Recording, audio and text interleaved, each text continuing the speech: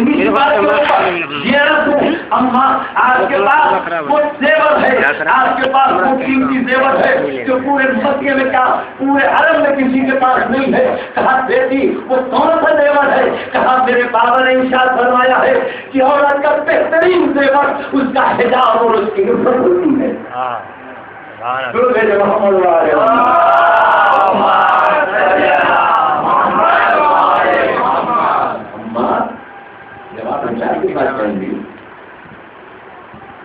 آپ سے اچھا زیور کسی کے پاس نہیں ہوگا. یہ آپ تربیت دیجیے کیسے دی گئی اور تربیت کیسے لی ہے. ایک چھوٹی سی بچی نے پاس کی یہ حدیث یاد رکھی. ایک چھوٹی سی بچی نے اپنی ماں کو اس طریقے سے سمجھایا کہ خدیجہ الکبریٰ کے بہتے ہوئے آنسو رک گئے. صرف خدیجہ کے آنسو تو نہیں ہوا ہے فاطمہ نے، بلکہ قیامت تک آنے والا ہر وہ شخص جو خدیجہ کی طرح ہو سکتا تھا اس کے لیے حضرت فاطمہ کا یہ پیغام ہے کہ جب دنیا تمہارے ہاتھوں سے نکل جائے تو دین تمہارے ہاتھوں میں رہے گا، اور جس کے ہاتھوں میں دین رہے گا وہ دنیا سے اچھا رہے گا. صلوات محمد.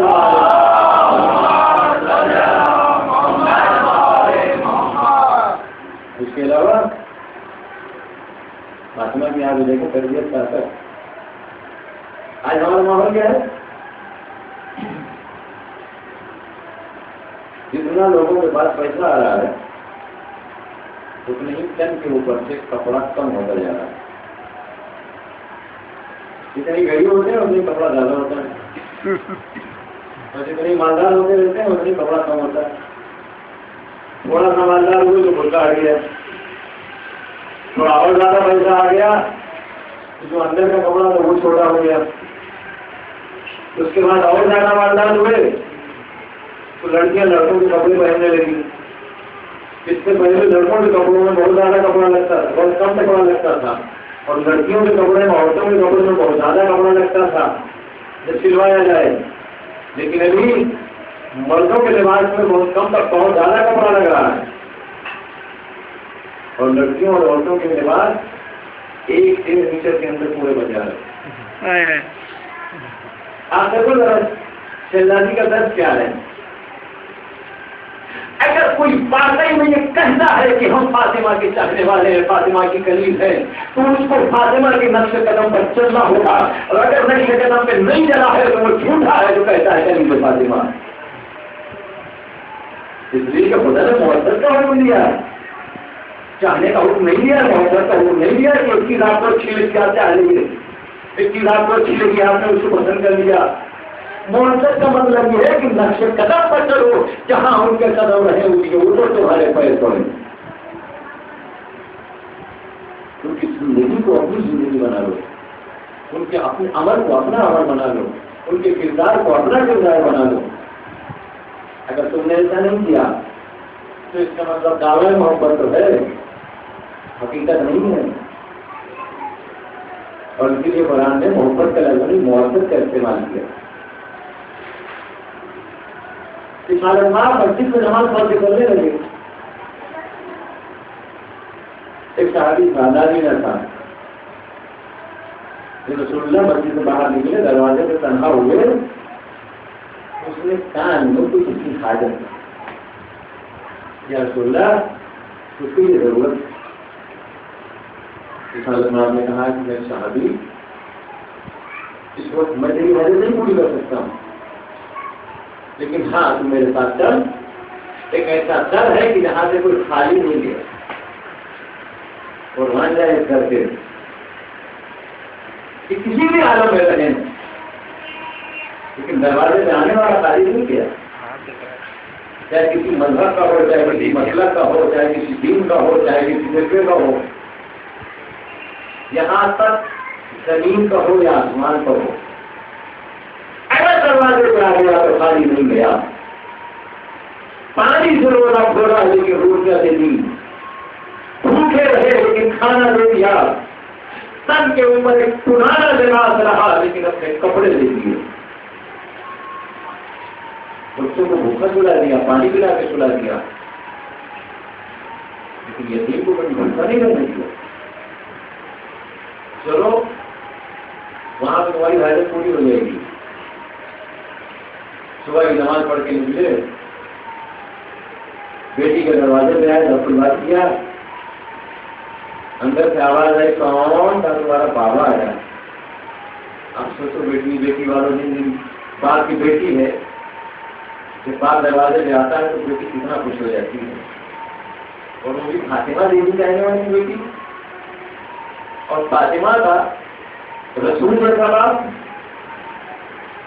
کہیں سے نہیں کہا دروازہ کھولو، اس میں کوئی آواز نہیں دی دروازہ کھولو، بابا کا نام سن کے، بابا کی آواز سن کے خود فاطمہ زہرا بے تحاشا دروازے کی طرف لوٹتی ہے، تب جیسے دروازے کی طرف پہنچتی ہے، ایک مرتبہ شاید نام نے کہا بیٹی میں اکیلا نہیں ہوں، میرے ساتھ میرا گاڑی ہے، کہا بابا کچھ لڑکے ہو جائیے میں پردہ کروں۔ آپ سوچو آج کل اگر گھر میں دوست لوگ آ جاتے ہیں، باپ کا دوست، بھائی کا دوست، کیا بول رہا تو پردہ نہیں رہتا، کیا بول رہا باپ کا صحابی تھا، بابا ٹھہر رہی تو لمحے ٹھہر رہی، پردہ کر لو بیٹی، میرے ساتھ جو میرا صحابی آیا نابینا ہے، دیکھ نہیں سکتا۔ آپ کو دیکھا تو بتائیں آج کل کے زمانے میں بڑی سے بڑی پردہ کرنے والی عورت اگر کوئی نابینا اس کے دروازے میں جائے گا تو پردہ کرے گی، سوچ کے پردہ نہیں کرے گی تو دیکھ نہیں سکتا۔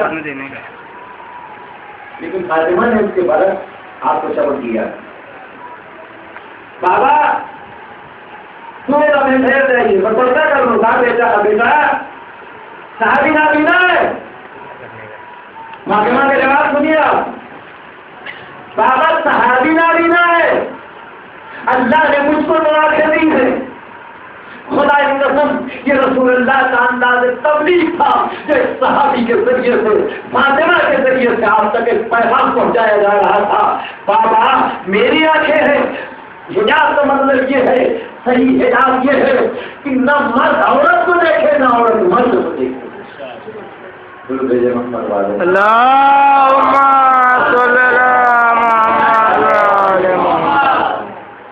اس کا مطلب نہیں کہ نابینا کوئی آ جائے وہ نہیں دیکھ سکتا تو آپ اس کے سامنے آ کے بیٹھ جائے، وہ نہیں دیکھ رہا ہے، آپ کو دیکھ رہے ہیں۔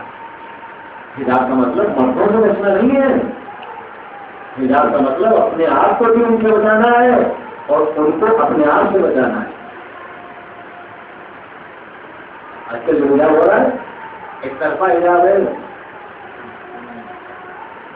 مرد نہ دیکھے تو حجاب ہو جاتا ہے، نہیں وہ سب دیکھ رہے ہیں، وہ سب کو دیکھ رہے ہیں۔ حجاب وہ حجاب ہے جو ایک دوسرے کو کوئی نہ دیکھے۔ کسی کافی جگہوں پر ٹیوشن میں عورتوں کو جانا بند ہے، معلوم ہے آپ کو؟ جنید ہے، مکر ہے، پونا علاقہ ہے، ادھر کسی بھی جلوس میں کسی مسجد میں ایک بھی خاتون نہیں جاتی، جلوسوں میں اس لیے نہیں جاتی کہ وہ تو حجاب میں رہیں گے، مرد نہیں دیکھیں گے، لیکن وہ مردوں کو تو دیکھیں گے۔ اور فاطمہ کا حجاب وہ ہے کہ ایک دوسرے کو نہ دیکھیں۔ تو یہ فاطمہ نے دوسرا مرحلہ بتا دیا کہ تربیت کیسی دی گئی ہے اور بیٹی نے تربیت حاصل کی، اس لیے کہ فاطمہ نے اسی لیے بیٹی ہونے کے مرحلے سے اس طریقے سے انجام دیے کہ مرحلے کمال تک پہنچ گئی۔ اور باقی ماتے سے وہاں یہ بھی سنیے تو خدیجہ کے زمانے کا مسئلہ ہے، خدیجہ دنیا سے چلی گئی، گھر میں صرف اور صرف ایک خاتون تھی کہ جس کا نام فاطمہ تھا، اور جب جناب خدیجہ کا انتقال ہوا ہے، غیرت ہوئی ہے، فاطمہ کی عمر کوئی زیادہ نہیں تھی، اس لیے کہ ہجرت کے بعد ہم ایک ہجری میں تقریباً فاطمہ 9 سال کی تھی۔ یہ ہجرت سے پہلے کے سارے واقعے ہیں مکے کے سرزمین کے کہ فاطمہ کی عمر 6-7-8 سال سے زیادہ نہیں تھی۔ 6-7-8 سال کی بچی کے واقعات اور واقعے سے ہیں۔ شالمار سے باہر جاتے تھے گھومنا نہیں آپ کو چاہیے، پتا ہے مکی کے لوگ کتنا پریشان کرتے گھومنا ہیں؟ نہیں چاہیے، کچھ کے اوپر دھواں ڈال رہا ہے، نہیں چاہیے۔ کوئی راستوں میں کانٹے بھی گھیر رہا ہے، اور اس کے بعد جب بدتمیزی بہت زیادہ آگے بڑھی تو لوگوں نے اپنے بچوں کو سکھا دیا تھا تو بچے ادھر ادھر سے رسول اللہ میں پتھر پھینکتے، وہ پتھر شام میں کتنے رسول اللہ میں پتھر پڑتے تھے، بڑے بڑے پتھر بچے پھینکتے تھے کہ جب رسالت پاک گھر میں آتے تھے تو رسول اللہ کے پورے بدن سے خون بہتا ہوتا۔ شام کو جو رسول اللہ رہتے ہیں تو کوئی دروازہ کھولے تھوڑا کہہ رہے ہیں پھول کہتا ہوا جملہ ڈھکا ہوا کملایا ہوا رسول اللہ کا چہرہ ہے، بدن سے خون بہ رہا ہے، کپڑے خون میں ڈوبے ہوئے ہیں، جیسی دروازہ کھولتی تھی فوراً اسی جگہ پہ بابا پر چل گیا۔ میں پہلے آج کے چہرے کی کر تو صاف کروں، آپ کے خون کا استعمال تو کر دوں، آپ کے زخموں کے اوپر مرہم تو لگا دوں، بابا آپ کے کپڑے تو پار کر دوں۔ یہ کام کون کرتا ہے؟ ایک سولے کا وظیفہ ہے، ایک بیوی کی ذمہ داری ہے یہ ساری چیزیں، لیکن حقیقت تھی نہیں۔ اب گھر میں صرف فاطمہ تھی، لہذا رسالت ماں کے واسطے سے تو فاطمہ اپنی ماں کا بھی کردار ادا کرے، بیٹی کا بھی کردار ادا کرے۔ فاطمہ نے ایک وقت میں رسالت ماں کے ساتھ یہ دونوں کردار اس طریقے سے انجام دیے ہیں کہ جب بیٹی کے کردار میں آئی ہے تو رسالت کا جز بن گئی ہے، جب خدیجہ کے کردار میں آئی ہے تو پاک کی ماں بن گئی ہے۔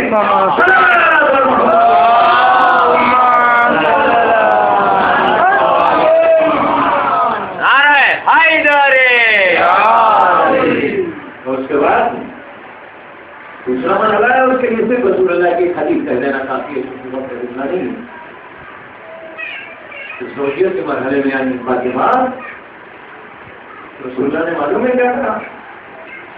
اگر فاطمہ نہ ہوتی تو علی کا کوئی کفر نہ ہوتا، اور اگر علی نہ ہوتے تو فاطمہ کا کوئی کفر نہ ہوتا۔ یعنی پوری کائنات میں پروردگار عالم نے اگر کوئی علی کا جوڑ بنایا ہے تو فاطمہ کی شکل میں، فاطمہ کا کوئی جوڑ بنایا ہے تو علی کی شکل میں۔ اگر یہ دونوں نہ ہوتے یا ان میں سے کوئی ایک نہ ہوتا تو پروردگار عالم ان کا کچھ پیدا نہ کرتا۔ اب سمجھ میں آیا جتنی منزلت کمال پہ علی ہے اتنی ہی منزلت میراث پر فاطمہ ہے۔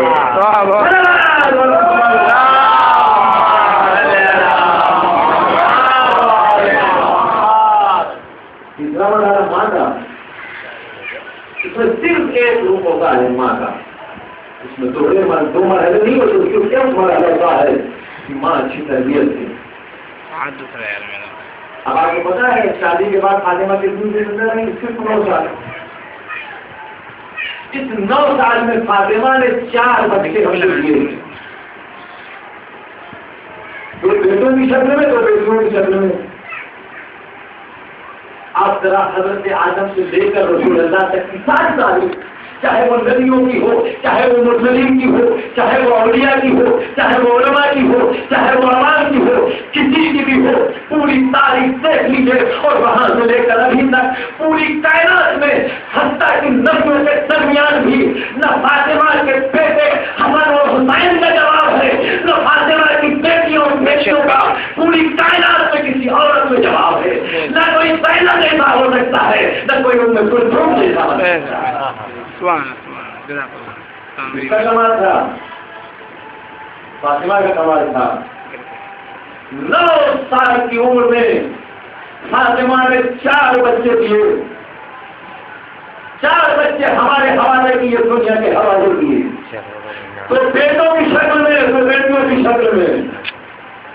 کائنات نہ فاطمہ کی بیٹوں کا جواب لا سکتی ہے اور نہ بیٹیوں کا جواب دے سکتی۔ اب یہاں پہ مسئلہ یہ بھی ہوتا ہے، اکثر لوگ اپنا نام بتانے کے لیے کہتے ہیں مولانا صاحب آپ کو کہتے تو لیتے بڑے آرام سے، لیکن آپ یہ بتائیے کہ ہم کیا معصوم ہو سکتے ہیں؟ ہم کیا امام بن سکتے ہیں؟ کیا معصوم جیسے ہو سکتے ہیں؟ کہاں امام حسین کہاں ہم؟ کوئی سوال ہی نہیں ہوتا. ہم ان کے جیسے کیسے بن سکتے ہیں بھائی؟ ہاں بالکل صحیح بات ہے، ان کے جیسے نہیں بن سکتے. لیکن فاطمہ کی جو دو بیٹیاں ہیں بیٹوں کے علاوہ، وہ تو معصومہ نہیں تھی معصومہ، وہ تو نبی نہیں تھی، وہ تو امام نہیں تھی. بھائی اللہ کا کوئی منصب تھا ان کے پاس؟ ہاں وہ الگ بات ہے کہ کردار ایسا تھا کہ قسمت تو خالی نہیں تھا، وہ الگ بات ہے. کچھ معصوم ایسے بھی گزرے ہیں کہ جن کی قسمت کا اعلان نہیں ہے لیکن معصوم ہے. اللہ کی طرف سے اعلان نہیں ہوا لیکن معصوم ہے. معصوم جیسا کردار ہے، معصوم جیسی زندگی گزاری ہے، اور ان کی پوری زندگی میں ایک لمحہ حتیٰ نبیوں سے بستر کے اولا ہوا ہے، لیکن کچھ ذات ایسی ہے قسمت نہ ہونے کے باوجود بستر کے اولا نہیں ہوا. ان میں سے دو شخصیتیں سب سے پیش ہیں، ایک عباس اور ایک زینب. عباس علی کی تربیت کا اثر ہے اور زینب فاطمہ کی تربیت کا اثر. اور دونوں نے اپنی تربیت کے بارے میں یہ بتا دیا، اگر علی کسی کو تربیت دے دے تو اللہ عصمت کا اعلان بھلے نہ کرے، لیکن عباس جیسا معصوم ہوتا ہے. اور فاطمہ نے بھی بتا دیا کہ بھلے پروردگار عالم اس کی عصمت کا اعلان نہ کرے، لیکن فاطمہ نے کسی کی پرورش کر دے تو پہلے سے معصوم ہوگی.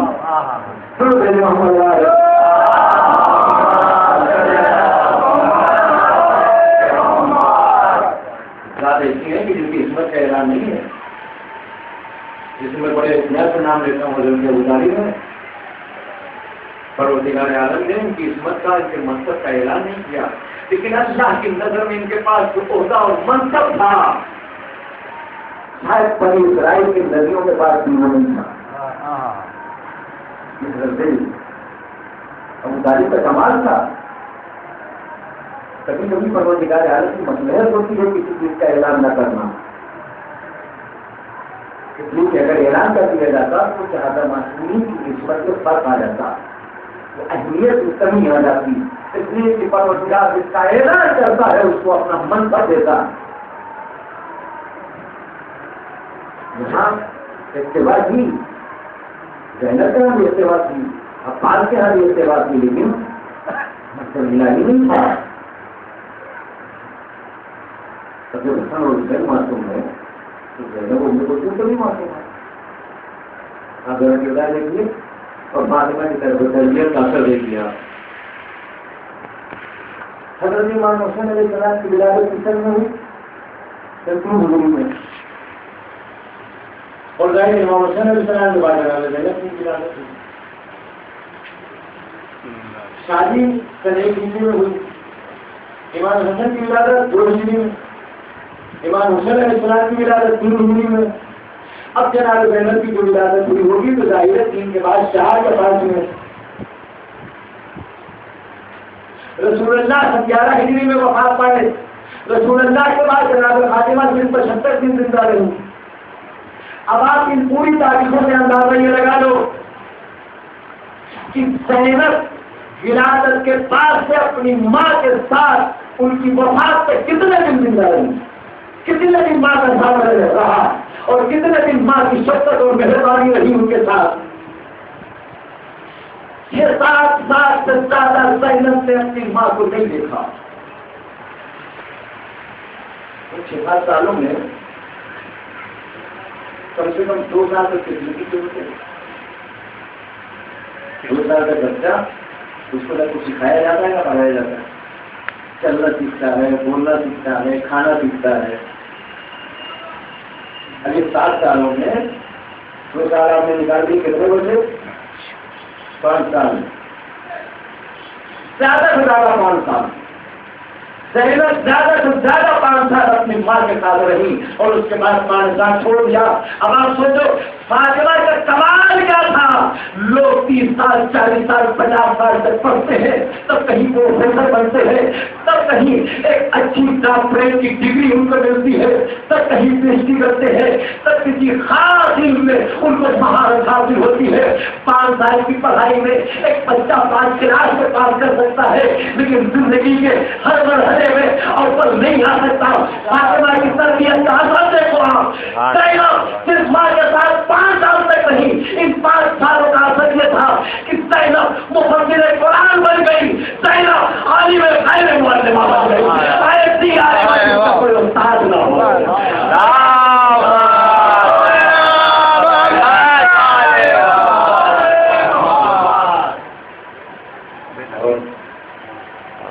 ایسی عالمہ جس کا کوئی استاد ہے۔ ہاتھ دکھ رہا ہے ابھی تو اس کے علاوہ معلوم ہے حسین کے پاس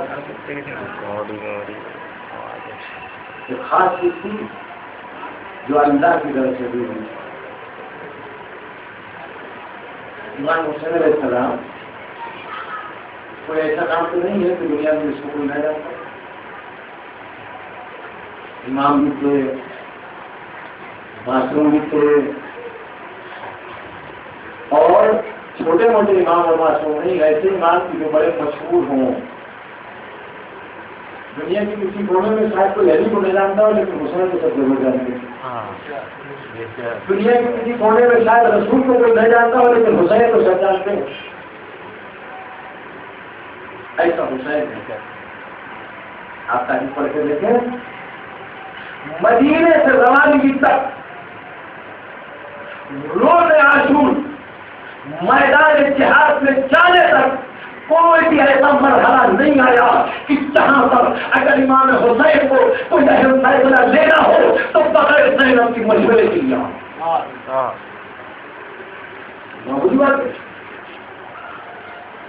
آج کے محلے کی مسجد کا کوئی امام ہو، کوئی امام ہو یا رہتا ہو، اور اس کے بعد جب اس کو ضرورت پڑے تو کسی طرح کے گھر جائے، بھائی صاحب کو یہ کام کرنا ہے آپ آئے دیجیے، بھائی صاحب کو یہ کام کرنا ہے آپ مشورہ دیجیے، محلے والے اس کو کیا کہیں گے؟ اتنا ہوشیار ہے کہ مولانا صاحب ہمارے ساتھ کے لیے اپنے سے مشورہ لے رہے ہیں، بڑا ماہر شخص ہے، بڑا پڑھا لکھا ہے، بڑا مائنڈیڈ ہے، بڑا تجربے دار ہے۔ اگر محلے کا پیش نماز کسی کو 2-4 بار مشورہ دے دے تو اپنے محلے کا سب سے سینئر آدمی مانا جاتا ہے۔ امام جو خدا کے ہاتھ میں پڑھ کے آیا ہو، امام جس کے پاس منصب امامت ہو، امام جس کے پاس عظمت ہو، اگر ایسا امام حسین جیسا امام اگر کوئی بھی کام زینب کے مشورے کے بغیر نہ کرے تو سمجھ لینا زینب امامت نہیں ہے، لیکن زینب امامت کے سامنے حال ہے۔ صلوات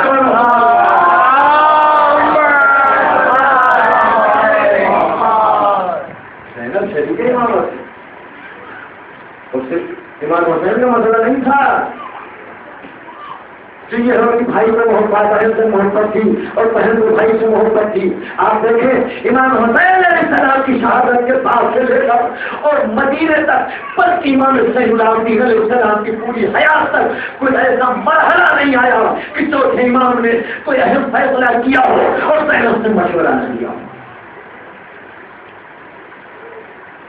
فاطمہ کی تربیت کا اثر نہیں تھا، فاطمہ کی عمر کا اثر نہیں تھا، کہ کیا تھا جس سے امام مشورہ لے۔ اور تاریخ کا دوسرا سناؤں آپ کو، مدینے میں جب یہ لٹا ہوا قافلہ پہنچا ہے، اس کے بعد سے لے کر جب تک جناب زینب زندہ رہی، یہ تاریخ کا جملہ ہے۔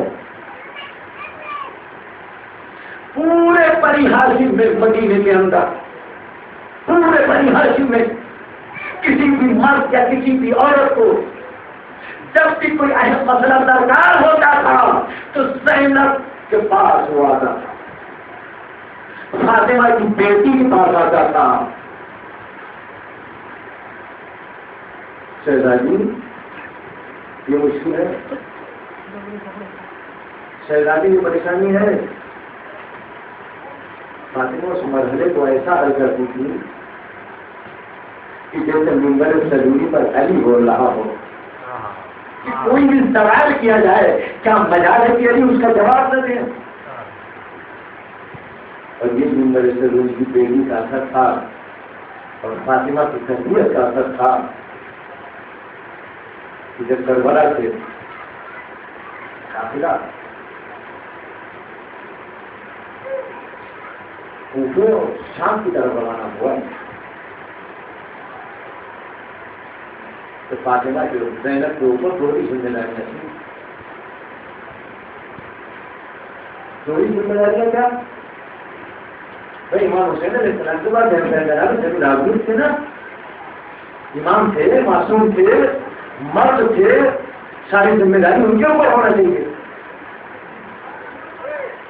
لیکن اللہ نے کچھ مسئلے کے تحت کچھ ایسے حالات پیدا کر دیے کہ جس سے چوتھی ماں پر بہن بھی ثابت ہو جائے اور بیمار اور نہیں کو لاگت سمجھ کے لوگ قتل بھی نہ کریں.